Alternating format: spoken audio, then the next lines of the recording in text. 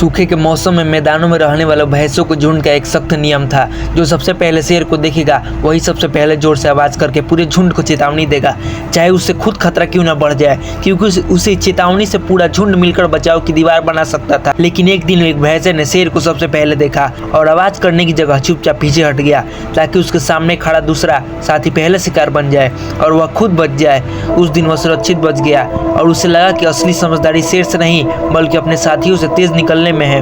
धीरे धीरे यही तरीका पूरे झुंड ने सीख लिया और कुछ ही समय में किसी ने भी खतरा देखकर चेतावनी देना बंद कर दिया और हर भैंसा सिर्फ अपने बचने के बारे में सोचने लगा। झुंड की एकता टूट गई और शेरों के लिए उनका शिकार पहले से ही कहीं आसान हो गया। सबसे अजीब बात यह हुई कि 3 साल बाद वही पहला भैंसा भागते समय गिर पड़ा और इस बार उसे बचाने के बजाय उसके ही साथी ने उसे धक्का देकर आगे गिरा दिया ताकि वह खुद बच सके।